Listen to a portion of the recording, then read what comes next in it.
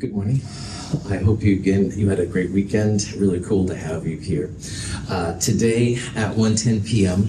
we will take the second midterm exam. Now the second midterm exam is over chapter 4 and chapter 5 only. So today we're going to start talking about chapter 6 that won't by any means be on the midterm. Chapter 6, the stuff we're going to talk about, will help a little bit with the lab today. So that's one reason why I'm glad we can start it a little bit before. But again, I'm sorry about the confusion because I'm sure that's a little weird.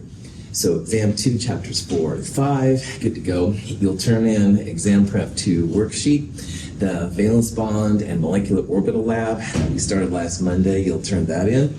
And after this, we do have a lab. It's the empirical formula lab.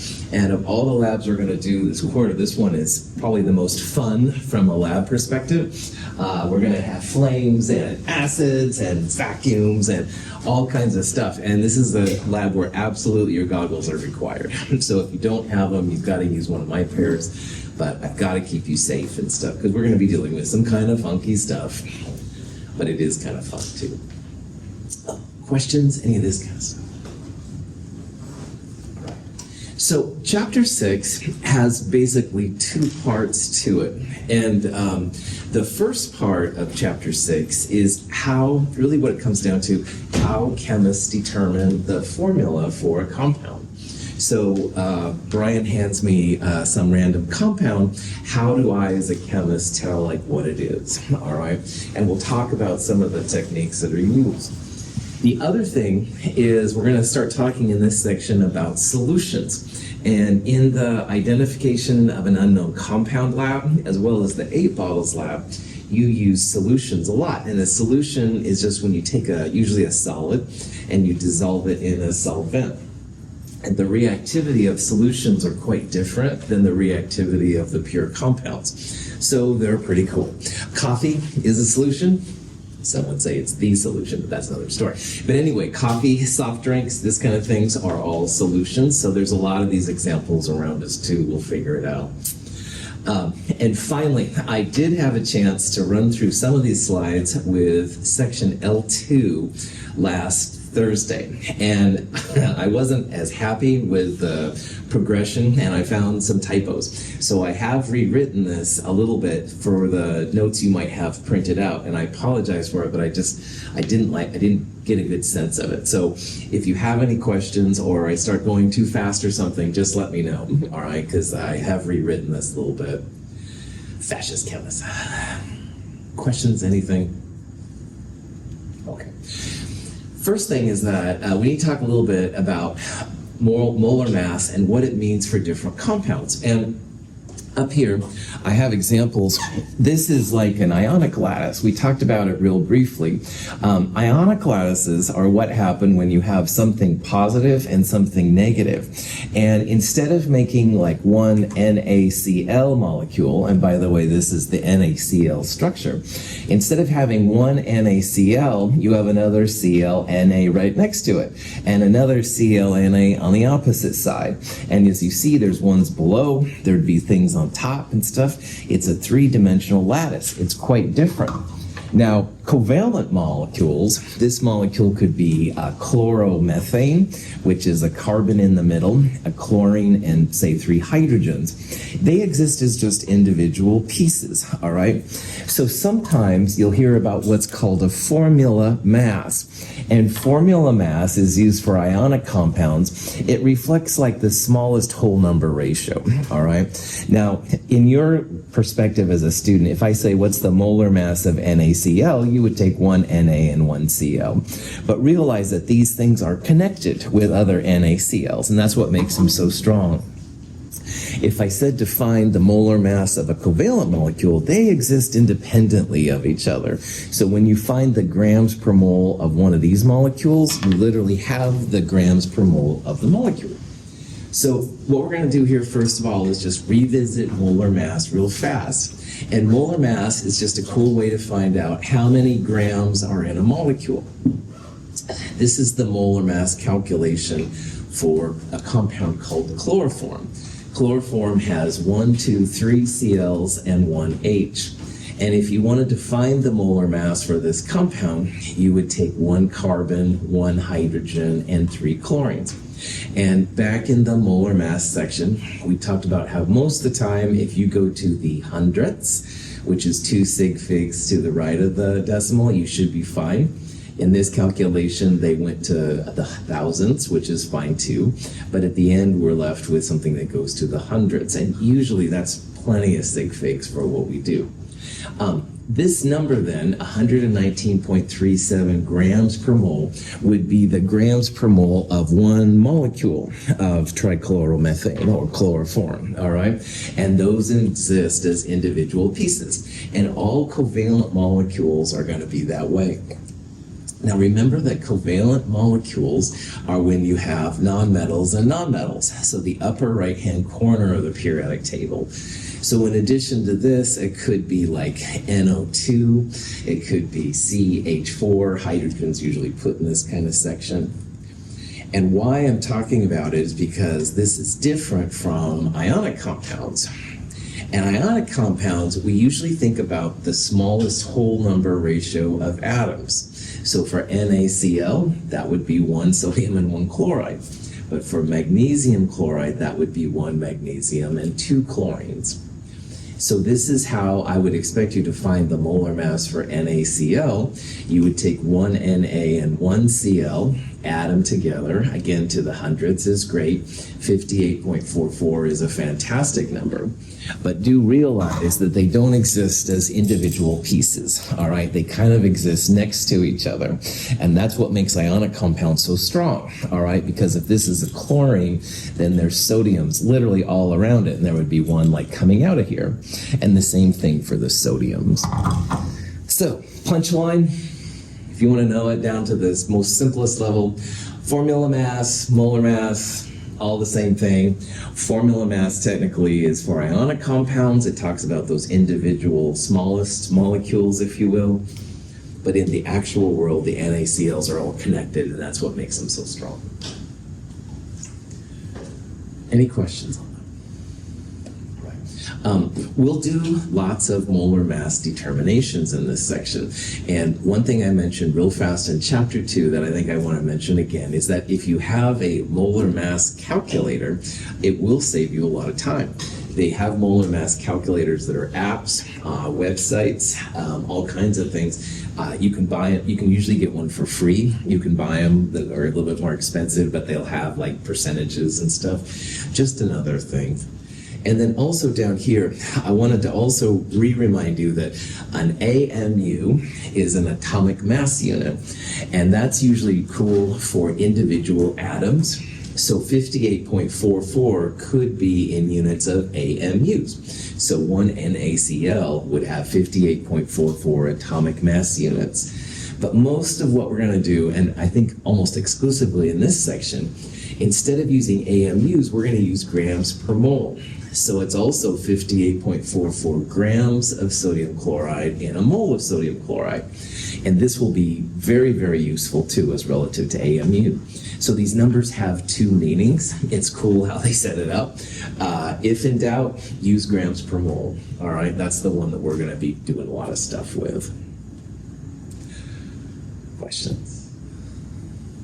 Okay, so chemist wants to figure out what a compound is, all right? And usually you don't want to just, start drinking it to see what it tastes like or something like that, because a lot of things are poisonous, right? They'll be bad for you and stuff like that. So finding the formula is something that chemists get paid for, all right? What is this, all right? And obviously the ratio is important. We talked about how, for example, H2O is something you can drink, but H2O2, if you tried to drink that, that would kill you, all right? So one extra atom can make a huge difference in terms of what's going on. So when a chemist wants to find a formula, H2O to this crazy thing right here, whatever, what chemists usually will do is they'll find what's called the empirical formula first. Now, an empirical formula is a term we're going to talk about a lot this week. Empirical formulas are just the smallest whole number ratio of atoms. And if you can find the empirical formula, and it's not too hard, You can also send your same compound through a mass spectrometer, which is something we talked about in chapter 2. A mass spectrometer tells you the grams per mole of your compound.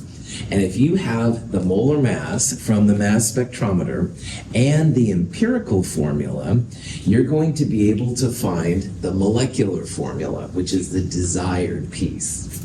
So in this little table right here, here is a compound called benzene. Benzene has the molecular formula C6H6. I used to use benzene all the time. Then he declared it was a carcinogen, so it's hard to get now. Hasn't affected me. Anyway, C6H6 is the molecular formula. One molecule of benzene has 6 carbons and 6 hydrogens. An empirical formula is just the smallest whole number ratio of atoms. So C6H6, if you divide both of those numbers by 6, you end up with just CH, which is the empirical formula. Here's glucose, it's C6H12O6. You can divide all of those numbers by 6 to get CH2O, all right? Now, water, H2O, you can't divide 2 and 1 by any number to get whole number ratios. You could, of course, divide both of them by 2 to get H1O.5, but we're going to see that chemists generally hate using fractions, so try and stay away from fractions in chemistry. So this empirical and molecular formula are the same, and sometimes that happens too, but at least you can see the idea. So to summarize this page, all right, Antonio says, hey, I found this in my grandfather's basement. What is it? I don't know, probably. So what I would do is I would first send it away to get an analysis done in order to find the empirical formula, the smallest whole number ratio of atoms. That would be this side over here. And then I would send it away, or maybe do this in-house. I would get a mass spectrometer reading. That'll tell you the molar mass of the whole compound. And as we're going to see in this section, the molar mass and the empirical formula will lead you to the molecular formula. So molecular formula is kind of the holy grail of this area. It tells what the molecule actually looks like. So, questions? Now, how a chemist finds an empirical formula, there's a couple different methods. But usually what they'll do is they'll find what's called a percent composition. And a percent composition is usually a mass composition, by the way. It just says what percentage by mass you have of the different elements. So as an example of this, here's ethanol, which is drinking alcohol, C2H6O. We're going to see how you do this, but if you do a percent composition of ethanol, it comes out to be 52.13% carbon, 13.15% hydrogen, and 34.72% oxygen. If you've done your percent compositions right, all of them together should equal 100% or be very, very close to it, like 99.99. Kind of cool. Now, there's different ways to find a percent composition in chemistry. The way that I'm most familiar with is what they call atomic absorption. And it's a way that you can analyze a sample and you can literally figure out the percentage of the different elements in there. But there are other techniques out there. There's one that uses plasma, ICP. It's more expensive, supposedly more accurate, I don't know. There's a couple of other ways too. But anyway, think of it for right now as you have an unknown sample, you put it into a black box, which means you don't have to understand what's in the black box, and out comes these percentages. So we're going to talk about some ways that you could find percentages yourself. We'll also talk about how to take these percentages and turn them into a formula. But this is the first step when you have a new compound and you want to figure out like what it is. So Antonio stopped by my office on Friday and I showed off my thesis a little bit to him. And this is something that I did. I made some brand new compounds with chromium, molybdenum, and tungsten that nobody had ever made before. Well, whoopee-doo, they don't cure cancer or, they didn't make me rich or anything. However, what we did then is we sent them away for analysis. And this was the first thing. All right, you want to send them away, get that element percents and stuff to figure out what's going on. Cool. Questions? Here's an example of what a percent by composition means. And because things can be a little weird at first, so I want to show some examples. Let's say you have a 10-gram sample, all right?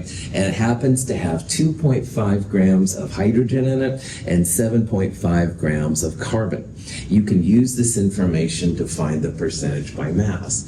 And this is probably something some of you could do already, but I just want to make sure we're all on the starting field and we know how this works. So if you want to define the percent by mass of something, it's almost always the grams, in this case, of what you're looking for, like hydrogen, because we're trying to find percent hydrogen.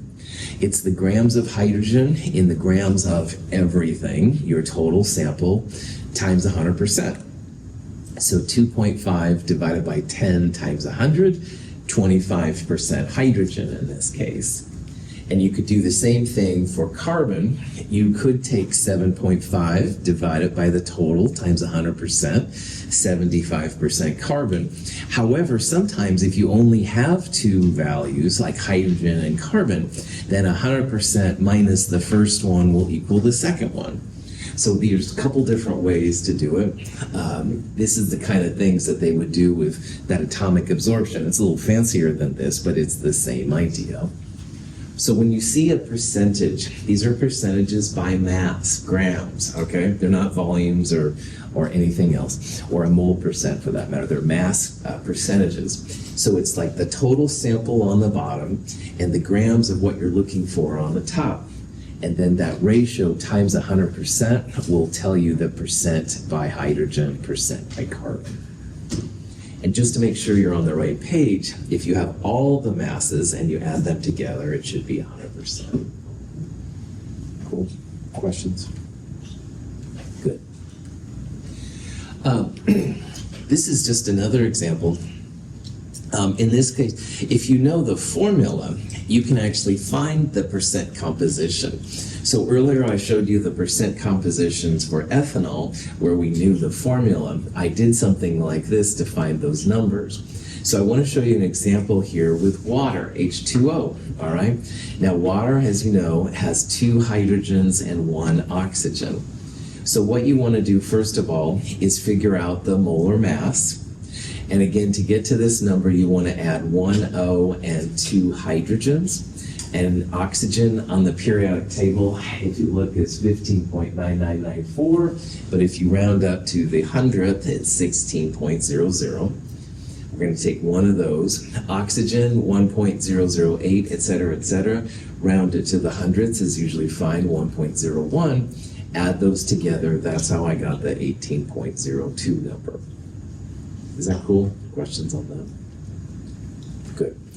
Now that you have the molar mass and you want to find percent oxygen and percent hydrogen, you just take the grams of one of them and divide it by the total times 100%. So in this case, if you use a mole, which is easiest, the molar mass of the compound goes on the bottom, 18.02. And in this 18.02, we had 1 oxygen, 16.00. So percent oxygen, 16.00 divided by 18.02 times 100%.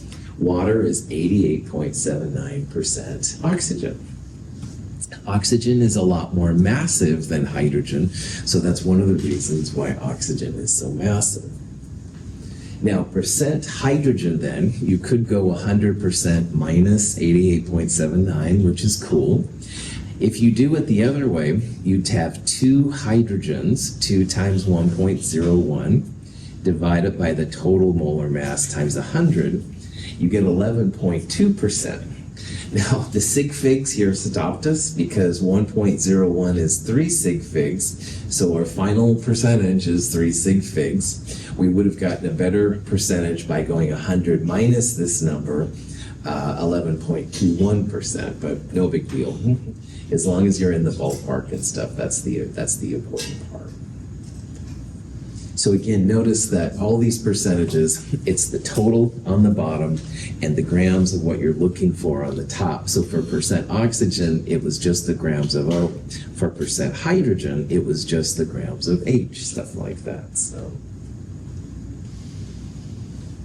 Questions? Okay.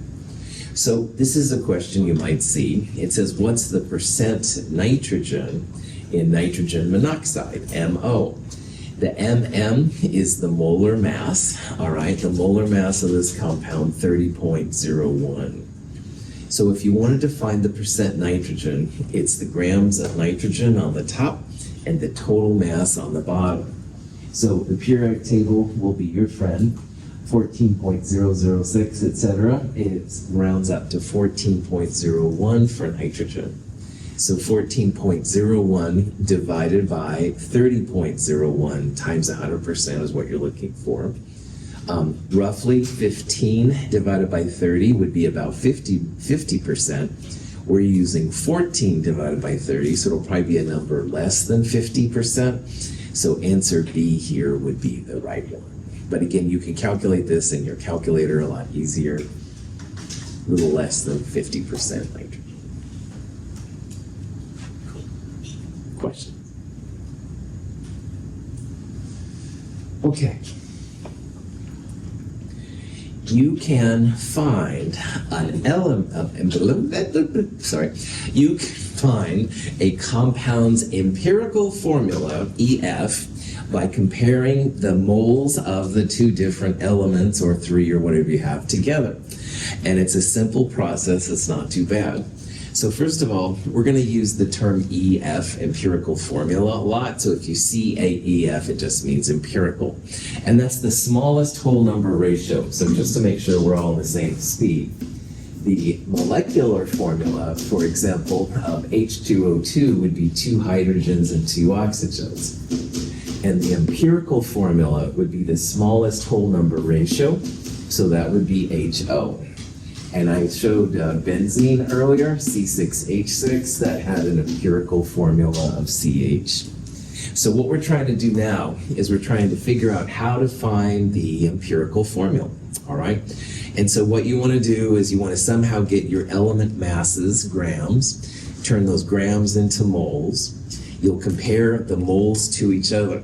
And people almost always think better in terms of big numbers. So you want to put the bigger number on the top and the smallest number on the bottom. And eventually then you'll end up with a small whole number. Once in a while, as we'll see here in a little bit, you have to multiply by an integer to get whole numbers. We'll see what this means here in a little bit. So let's say we have a compound. It's 1.71 grams of carbon and 0.287 grams of hydrogen. We want to find the empirical formula of the compound. Now, just as a quick reminder, if you have a formula like H2O2 or C6H6, these don't say 2 grams of hydrogen to 2 grams of oxygen. This says 2 moles of hydrogen to 2 moles of oxygen, or 6 moles of carbon for every 6 moles of hydrogen. So if you see gram amounts, you've got to get it into moles, all right? That's how chemists roll. So in this case then, take the 1.71 grams of carbon, divide by the molar mass of carbon. Carbon's about 12.01 grams per mole. You end up with 0.142 moles of carbon. And you do the same thing for hydrogen, 0.287 grams of hydrogen divided by 1.01 grams per mole. You get 0.284 moles of hydrogen. Now, you can take these numbers and actually make a formula because these are now moles. So you'd have C 0.142, H 0.284. But wow, is that an ugly formula, all right? All the formulas we've talked about so far, whole numbers, right? And so this is a formula, it's just super, super ugly. So to make this look more like one of these formulas right here, we're going to divide both of these wonky numbers by the smaller number. So 0.142 is smaller than 0.284. We're going to divide both of these numbers here by 0.142. You can probably see then that this divided by itself just goes to 1, and then you'll have some other ratio over there that you can throw in your calculator. So here's what I've tried to show. Like, this literally is a formula, but it's really ugly. So take both of those numbers, divide by the smaller number. And 0.142 is smaller than 0.284. So this divided by itself is like C1, or just C, because chemists don't usually put the ones down. And 0.284 divided by 0.142 comes out to be a ratio of 2. So in this example, the empirical formula CH2. Yeah. What would you do if, let's say, you divided carbon by 0.142? Uh-huh. It seems to H, but it was still a decimal. I'll talk about that a little bit here in the next example. So hold that question. I know where you're going with this. Let me do the next example and then we'll talk again. Yeah, good. Other questions? Except for Antonio's, which I'll put on the back burner temporarily. Okay. Now, CH2 is probably not the final formula. It's the empirical formula. It's the smallest whole number ratio. Sometimes, like I showed with water, water is the empirical and the molecular formula. Probably, though, with CH2, it wouldn't be. How many bonds does carbon like to have in a Lewis structure? 4. Well done. At the most here, your carbon would have only 2 bonds. So this is probably not the final formula, the molecular formula, the golden grail, the holy grail, if you will, of these things. It's just going to be the smallest whole number ratio that gets you to that molecular formula. Cool. Questions? All right. Now, Antonio had a good question, so let's look at another example. This is a combination between chlorine and oxygen. Now, oxygen is one of the most electronegative elements, as you know. Chlorine is electronegative, but it will be second fiddle to oxygen. That really doesn't matter here. What we want to do is find the empirical formula based on these values. So again, same process. You want to take the grams of chlorine, turn it into moles of chlorine. On the periodic table, chlorine's like 35.453, whatever. I would probably just use 35.45. That'll tell grams into moles of Cl. And we'll do the same thing with oxygen. We'll take that number and divide by 16.00 grams per mole. That'll give you the moles of oxygen. We'll then compare the moles like we did down here and see what the empirical formula is. Now, I'm just going to assume that you know how to go from grams to moles, all right? If you don't know how to go from grams to moles, reach out to me, and I will help you. But again, what you want to do is take this number and divide by the molar mass of Cl, 35.453. So you should get to 3 sig figs, 0.150. And again, if you don't get it, just let me know. I'll make sure you can be good to go. And 8.40 divided by 16.00 is how I got this 0.525 moles. Questions on that part? Cool. Now, when you do the same kind of thing, these numbers do create like a formula, all right? But again, super, super ugly. 0.150 to 0.525 is hardly what I would consider a clean sample. However, you can clean it up by dividing both of those numbers by the smaller number. So 0.150 is smaller than 0.525. So this divided by itself is 1. 0.525 divided by 0.150 comes out to be 3.5. Now, I'm getting closer to what Antonio was trying to ask about earlier. You have to have whole numbers for atoms, all right? Like this was the formula, I think, for CH3Cl or whatever it was. I don't know. You can't have like half of one of these, all right? They have to be whole numbers. And in a formula, you've got to fight for them. So if you end up with a fraction like this, what you can do is multiply everything through in order to get rid of it. So 3.5 times 2 will make this 7. But if you do it to one side, you have to do it to the other side. So this would also be then 2 times Cl. So a much better empirical formula here is not 1 to 3.5 because you can't have 3.5 oxygens. Better to have 2 Cls for every 7 oxygens. So getting to whole numbers is really important. So going back to Antonio's question, then yeah, if you saw a fraction, in these kind of classes, I'll maybe give you a half, all right? And a half times 2 will give you whole numbers. In the real world, one time I saw 2.25. 2.25 is troublesome because that's also 9/4. So do I multiply everything through by 4? Is 2.25 really 2 with a little oxidation, or 2.5 a little impurity, something like that? That was a difficult decision to be made there. In this class, the fractions will be reasonable, easy to figure out.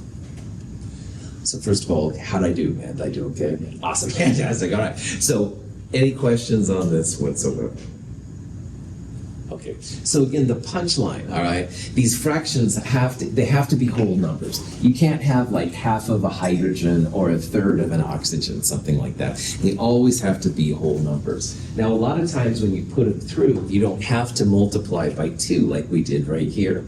But if you see a fraction, and I will control the kind of fractions you see, trust me, if you see a fraction, it would be probably a half, which you'd multiply through by 2, because then you can have 2 Cls for every 7 oxygen. That makes sense for chemists who deal with individual pieces. So this is kind of the format you want to use on these. If you start with so many grams, all right, you just turn both of the grams into moles. So you'll divide both of those grams by their respective molar mass. You end up then with these numbers, and that is a kind of a formula, but it's really, really ugly. And chemists really like using whole numbers, like we've seen. So water is H2O, not H1O.5, something like that. Now, a lot of times, the empirical formula comes out great. So in the first example, CH2, no problem. 2 H's for every 1 carbon, good to go. In this example, it wasn't quite so nice. We had 3.5 oxygens for every Cl. And again, you can't have half atoms. That just doesn't play very well with chemistry. So in that case, then, you can multiply through by certain whole numbers to get then whole numbers of atoms. So this times 2, you'd then have 2 Cls and 7 Os for an empirical formula of Cl2O. In the real world, you can have all kinds of fractions, and these are where you have to be very, very careful. But in this class and these kind of examples, it'll be pretty chill. Questions? So you respect the chemistry. The chemistry There. must be respected. I apologize for being so transparent. Okay, so this is from Breaking Bad, and everyone used to say, oh, you've got to check this out, it's chemistry, and I'm like, oh, I don't know if I want to see bad chemistry done, but anyway, once I started watching it, I loved it. So this little clip, anyway, I must respect the chemistry. The reason I bring this up is because you've got to follow these parts, all right? Grams to moles, compare the moles to get whole numbers. If you do that, you'll be good to go. You will respect the chemistry. On the other hand, if you try and cheese it out a little bit, sometimes you run into problems. So besides just giving me a chance to show off a cheesy TV clip here and stuff, you get the idea. I have a weird sense of humor. Questions besides my sense of humor? Good. All right. Now, you can also find you can also find an element, oh boy, I'm thinking about Breaking Bad apparently. Darn you, Heisenberg. Prophet back on. You can also find an empirical formula based on percentages. All right, that's where I was trying to go. Sorry about that.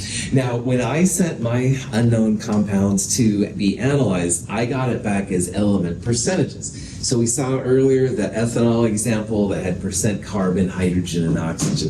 That's the most common way of getting your information. And you can also convert those into empirical formulas as well, and that's what we're going to do. It's not too much different from what we just did, but I just, again, want to make sure that everybody's up to speed. So instead of having like so many grams of chlorine and so many grams of oxygen, what people usually get back then are these percentages. So if you have percentages and you want to turn them into an empirical formula, what I would do is assume that you have 100 grams of your sample, because then whatever percentage you have, that's going to equal the grams of your element, all right? You don't have to do 100 grams, but it's less thinking that way, and that's what I try to do with these. And once you have these grams based on the percentages, you can turn grams to moles. If you need to, divide by the smallest number, stuff like that, and you'll be good to go. So let's do an example because I'm sure that didn't make any sense. If you take grain and you ferment it, you end up making not only ethanol, but there is also a gas that comes off. And the gas is 27.29% carbon and 72.71% oxygen. Gases can be collected over a sample and sent off to be analyzed as well. No problem. It's a little bit funkier, but all doable stuff. The question is then, what's the empirical formula for this gas?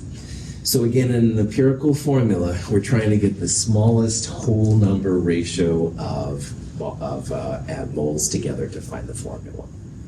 Okay. So if you have percentages, what I recommend is you say you have 100 grams total, because 27.29% becomes 27.29 grams of carbon. Those numbers literally become the grams of whatever it is. That would then mean you have 72.71 grams of oxygen, which is fantastic. All right. Now, Nancy says, screw you, Russell. I think that's really weird. I'm going to use only a single gram. It's no problem. Nancy would then have 0.2729 grams of carbon and 0.7271 grams of oxygen. And that's cool too. Or if you wanted to use a kilogram, all right, whatever number you want to do, you can convert these over. But if you use 100 grams, then these numbers literally become the grams of the element. So that's how I do it. So somehow convert percentages to grams. I recommend using 100 grams total. Once you have the grams, it's the same process you did before. You're going to take the grams, divide it by the molar mass in order to find the moles. So for carbon, it's 12.01 grams per mole. So 27.29 divided by 12.01, 2.272 moles of carbon. Same thing for oxygen, 72.71 grams of oxygen. We'll use the molar mass of oxygen, 16.00 grams per mole. 72.71 divided by 16, 4.544 moles of oxygen. Like before, this is a formula, but it's kind of ugly. So instead of saying we have C 2.272 and O 4.544, you can clean it up. You take the smaller number, 2.272 is smaller than 4.544. Divide both of those numbers by the smaller one. So this would be then 1 carbon, and this ratio comes out to be almost exactly 2. So that means instead of C 2.272O 4.544, we have 2 oxygens to 1 carbon dioxide. So that's the gas that comes off. This is in the formation of alcohol. When you want to make ethanol and stuff, carbon dioxide comes off. So anyway, the difference between this example and the last one again is that this one we started with percentages. And somehow you have to turn percentages into grams. And again, your lazy instructor says use 100 grams because those numbers would literally be the grams. But you can use other ones, and I don't care which one you do it. So people seem to have a preference for one version or another. That's cool. Your numbers would be different than mine, but at the end, we would end up with the same empirical formula. Questions?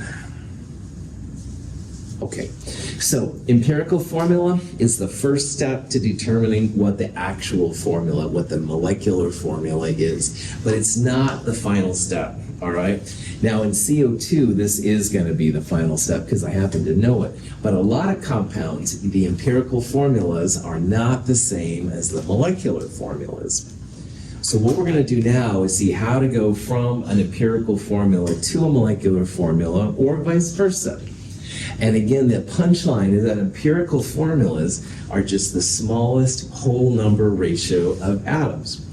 And again, empirical formulas are something chemists deal with because a lot of the analysis that's done, you end up with empirical formulas, not molecular formulas. Acetic acid, which has this Lewis structure down here, has a formula C2H4O2. And the question is what it would be the empirical formula of this compound. Well, you want to get to a ratio of atoms that are whole numbers, no fractions, all right? So what will we divide 2, 4, and 2 by in order to get whole numbers? 2, exactly. If you take all of those numbers and divide by 2, so 2 divided by 2 would be 1. 4 there of hydrogen divided by 2 would give you 2 hydrogens. 2 divided by 2 would give you 1 oxygen. So the empirical formula of acetic acid would be CH2O. Again, chemists don't usually go to fractions, so you could have C1 half, H1O1 half, or something like that, but usually chemists stay away from that. We always usually like whole numbers. The atoms themselves are whole, so that's why we'll try and stick around there. This is that table I showed earlier with different combinations showing empirical and molecular formula. Acetic acid is the active ingredient in vinegar. So if you put vinegar on salads or something like that, woohoo, the active part of it is acetic acid. Questions? Now, going from an empirical formula to a molecular formula isn't too bad as long as you realize that that ratio between the molecular formula and the empirical formula, it's always going to be a whole number. So in the last example there and stuff, Anastasia totally saw that the ratio was 2, like 2 empirical formulas will make the molecular formula, or the molecular formula divided by 2 will give you the empirical formula. This is something I don't say very often, but this is it's always a whole number, all right? The whole number might be 1, the ratio might be the same between the empirical and molecular formula, or it might be 2, or it might be 3, stuff like that. So when you want to go from an empirical formula to a molecular formula, you want to find this ratio, all right? So for acetic acid there, that ratio was 2. So if you had that compound and you wanted to find then the molecular formula, you would divide it by 2. Now, how people usually find this ratio, it's not by looking at the formulas, because you usually don't have the molecular formula. But what you can do is have a separate experiment to find the molar mass. In chapter 2, we talked about this thing called a mass spectrometer. It's another black box, but you put the sample in and out spits out the number of grams per mole in the whole compound. And if you know the empirical formula, you can find the empirical formula's molar mass. So the molar mass of the whole thing, which you get from a separate experiment, divided by the empirical formula's molar mass, which you can get from percent composition, stuff like that, will give you the whole number, that whole number ratio. And you can then take it and multiply it by the empirical formula to give you the molecular formula. So, as an example, this compound, like acetic acid, has an empirical formula of CH2O. It's tempting to say, oh yeah, that's just vinegar. Well, wait just a second. So empirical formula CH2O. And we put this compound through a mass spectrometer, and it's like a black box. Out comes this number, 180 grams per mole. Now the mass spectrometer tells you how many grams are in one molecule, but it doesn't say anything about what's inside it. Like it doesn't say it has carbon or nitrogen or uranium. Anyway, we can use the empirical formula and the molar mass in order to find the molecular formula of the compound.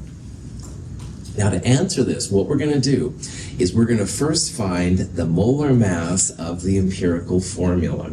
We're going to see how many grams per mole are in this CH2O, all right? So roughly, how many grams per mole are in carbon? 12. 12. Yeah, good.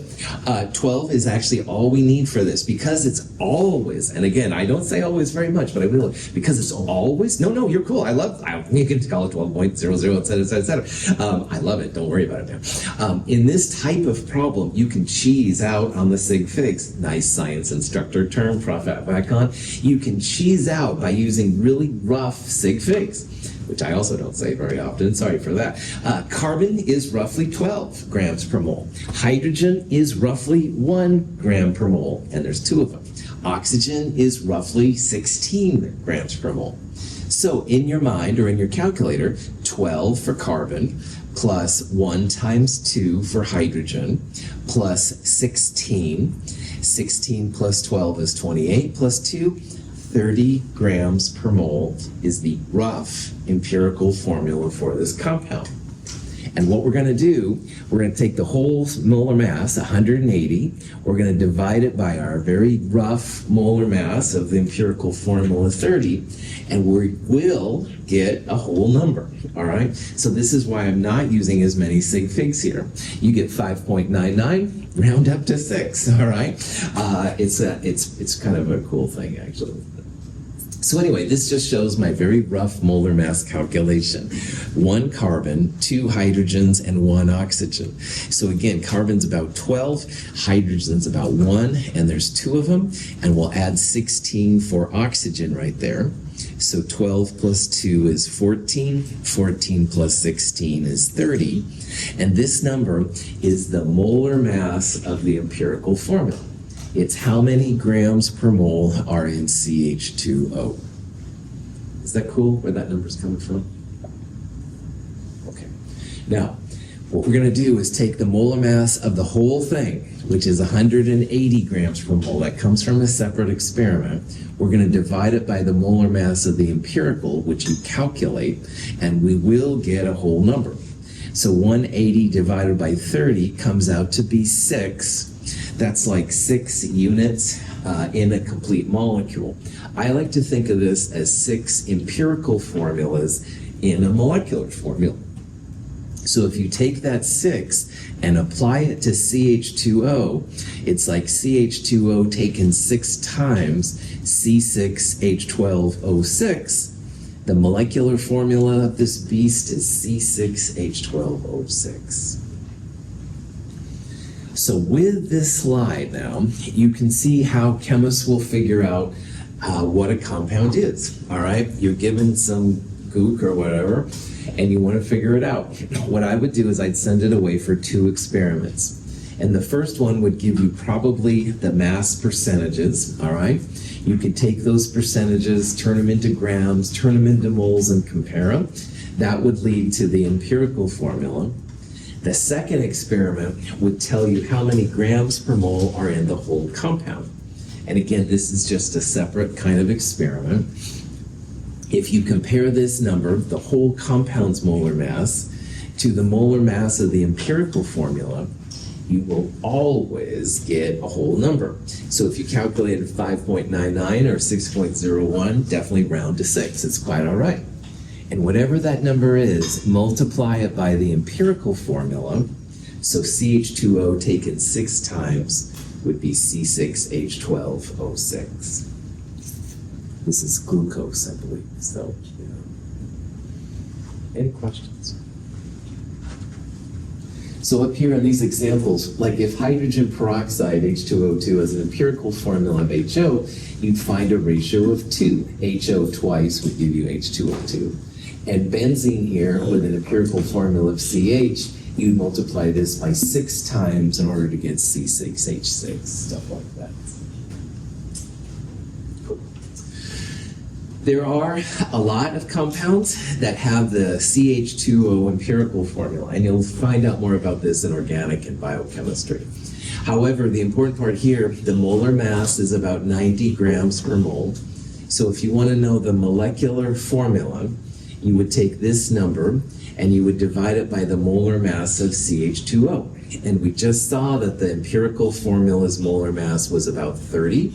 So 90 divided by 30 will give you the ratio, and you can use that ratio to apply it to CH2O. So 90 divided by 30 is 3. So this thing taken 3 times, C3H6O3. Any questions on that? Fantastic. All right, we will do more of this on Wednesday. Thank you for being here. Have a good day. I'll see you at 1:10.